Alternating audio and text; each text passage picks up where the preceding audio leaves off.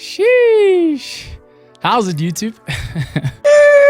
What's cracking, you beautiful people? Yo, I should make everybody so mad and just start the video with today's video is sponsored by You are here to talk about self-love and self-image, and that's exactly what we're going to do. So in this video, I'm going to try and give you some advice on how you can finally start learning to believe in yourself and really love yourself so that you can achieve anything you set your mind to.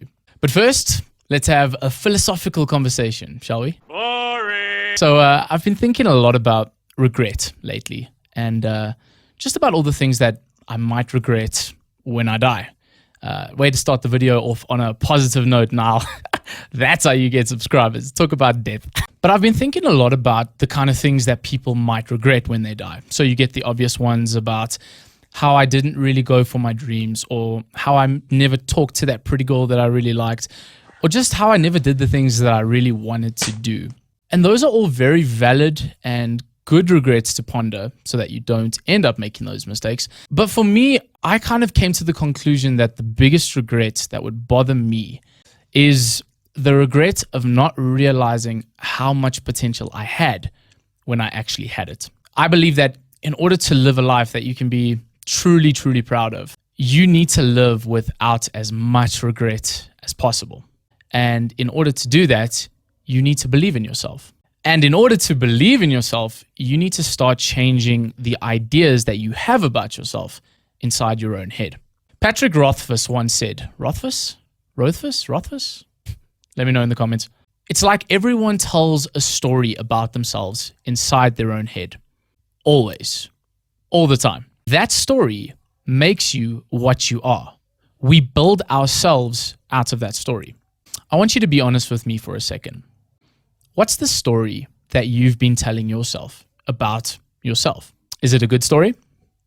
Successful story? Or to put it bluntly, have you always been a bit of an asshole to yourself? And I think a more important question to ask is, how many of you would say that you truly 100% love yourself? Like, not in terms of, I kind of have nice hair, or I'm a bit of a clown, but that makes me funny sometimes. Can relate to that one. No. I'm talking about 100% genuine, unequivocal the right word to use in the sentence? I don't know. Genuine 100%, I love myself and everything about me. This may sound harsh, but I'm willing to bet that it's less than 1% of you. 1%.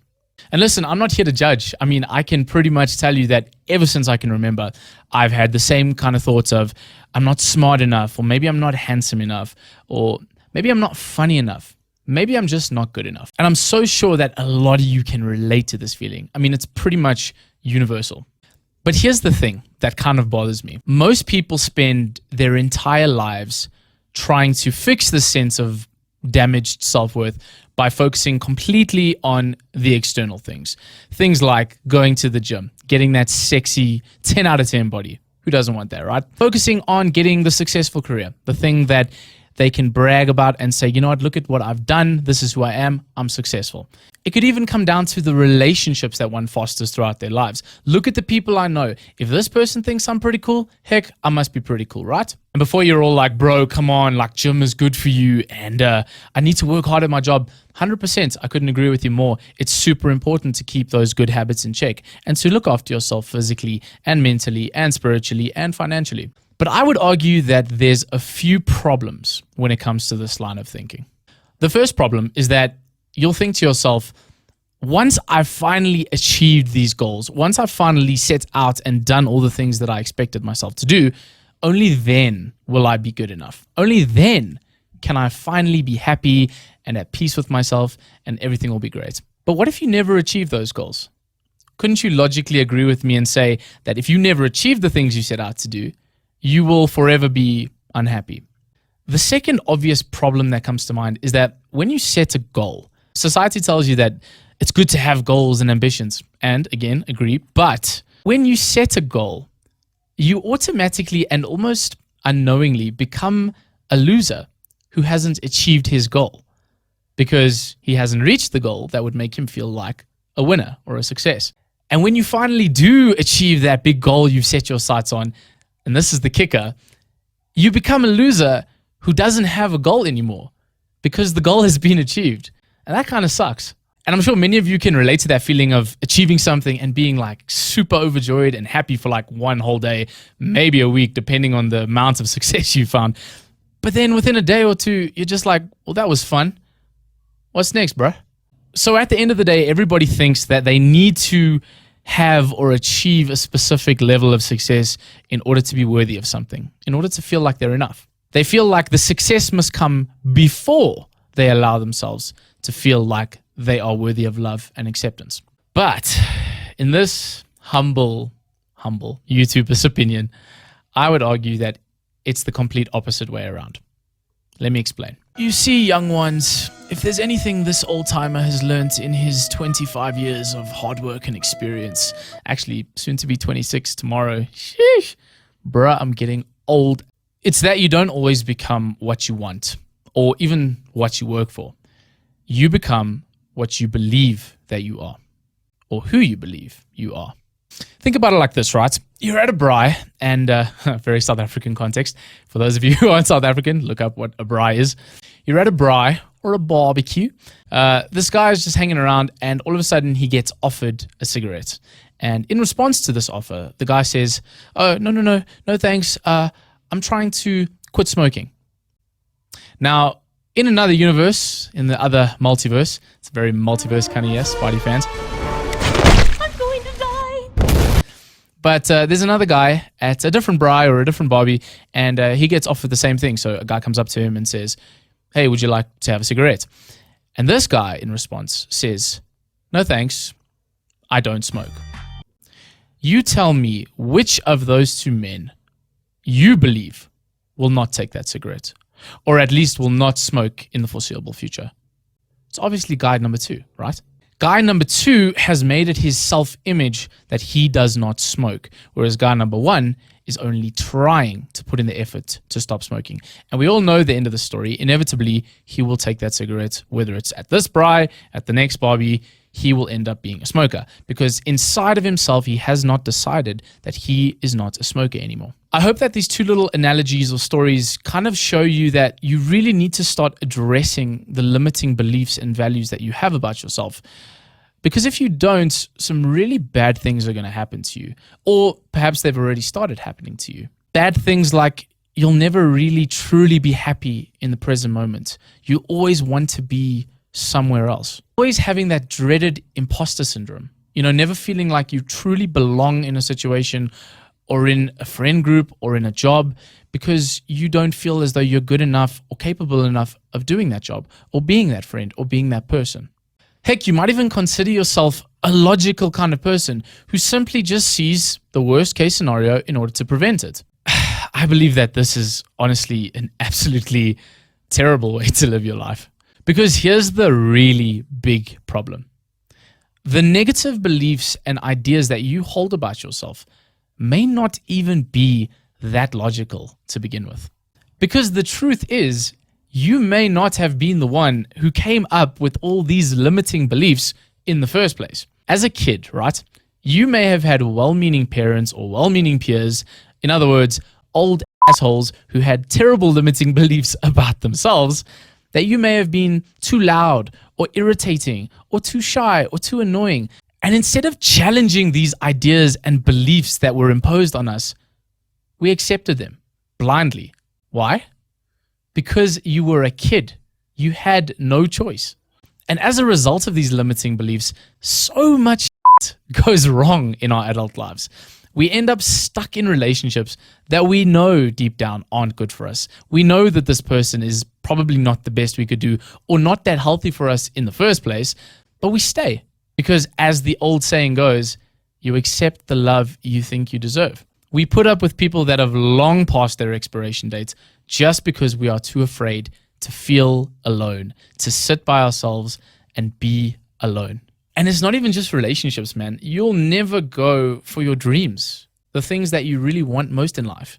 And as a result, those dreams are going to die with you, all alone in that graveyard. And regret. It's not a nice thing, man. It's not nice at all. I believe that it's not too late to change fate. But the way we change is not by changing the external things. It's by looking inwards and changing our self-image, the way we think about ourselves. You need to first create and nurture a positive image of yourself, and then your goals and your ambitions and your dreams will follow suit.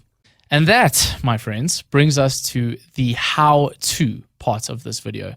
I was thinking about calling it something like a Higgins hot tip or something. Too cringy? Too sexual? So believe it or not, I didn't just pull all this information out of thin air. Your boy actually did some research for this video, so just know. I've recently been reading a book called Psycho-Cybernetics by author Maxwell Maltz, and it's honestly beginning to change my life. Maltz was a plastic surgeon who used to see the good, the bad, and the ugly. He would have people walk in with horrible face disfigurements, scars, you name it, anything you can think about. And what Maltz found was that sometimes he would operate on a patient and it would just change the patient's life. I mean, he would get the scar or the ugly ass thing removed from his face, and the patient would be like, "Doc, you're a genius. I have confidence again. I'm happy. I love you to bits," right? But then Maltz also started to notice something interesting. Some of these patients who had had horrible scars and horrible face deformities removed and their appearance did a whole 180 change, these people would come back and say, "Yo, doc, you wasted my money, man. Like, what did I pay you for? I'm still ugly. I have no confidence. Like, what the heck, man?" And this realization kind of led Maltz to realize that, wait a minute, maybe it's not always the outer experience. Maybe it's not always the external things that change a man's opinion about himself. Maybe it has something to do with the inside. And upon coming to this realization, Maltz also picked up on the fact, through multiple studies that I'll actually share with you in a minute, he picked up that our bodies don't always know the difference between reality and imagination. And if you don't believe me, because let's be honest, this kind of sounds a bit airy-fairy, kind of bizarre stuff. If you don't believe me, think about it like this, right? Take a minute to think about somebody that you think is absolutely sexy. Somebody that you really, really like, somebody you wanna take out on a Friday night, show a good time. Oh, my family watches this, bro. This is gonna be weird. But honestly, just think about them for a moment and tell me that you don't start to feel your heart racing a little bit, right? Your palms start getting sweaty, knees weak, mom spaghetti, all that good stuff.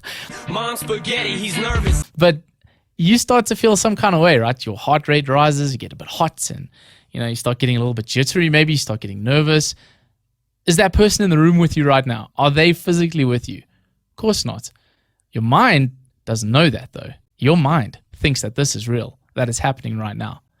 You could even take the complete opposite situation. Think about somebody that you absolutely despise. Think about that motherfucker you just want to punch in the face. Let's all calm down. This is PG. But think about that person, right? Your heart rate rises still, but it's not in that kind of butterfly, jittery way. You get angry. You start to tense up. Your body gets ready for a fight. You become a Boxberg boot. You wanna knock somebody out. It just shows you that your body, it follows your mind. And so whatever you feed your mind, your body will automatically program and act out based on that thought or that belief.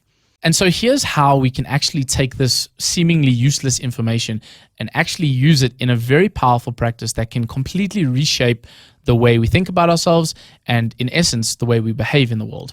You may have heard about it before. It's a little thing called visualization. If you can legit just find 5 minutes a day, maybe 10, maybe 15, depending on how much time you've got. If you can just sit down every single day, close your eyes, and imagine the kind of person that you want to be, day in and day out. The way you see yourself and the beliefs that you have about yourself somehow remarkably start to change. If you're constantly putting in your mind thoughts and feelings about what and who you want to become, what you want to achieve, your body has no choice but to feel as though those things are actually happening for you. I'm not saying that this takes one day to get right.